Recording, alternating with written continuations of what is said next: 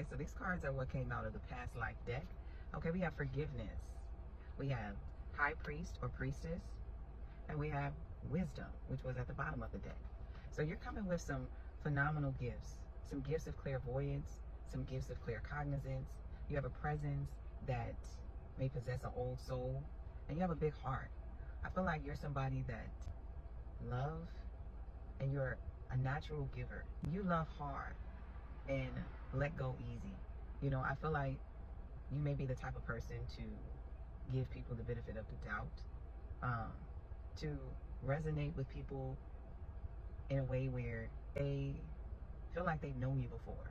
You know, you make people comfortable with you because you accept them for who they are, and you see them to the core. You know, you see the truth of who they are.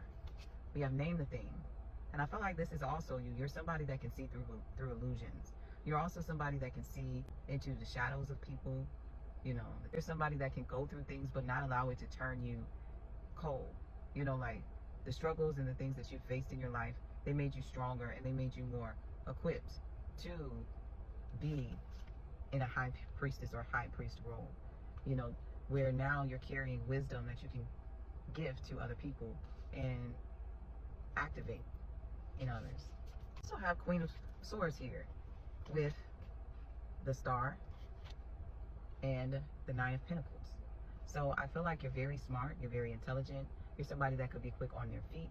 You know, you're very discerning and intuitive, and I feel like you're a cut to the chase type of person. No nonsense. You know, you are able to set strong boundaries with people, but that doesn't stop you from showing up and being the light. You know, it doesn't stop you from pouring into others, but at the same time, you know when to pour into yourself. Because with the Nine of Pentacles, this is all about independence. So people can see you as somebody that is able to stand in the crowd and stand out, but they also can see you somebody that is able to stand on your own too.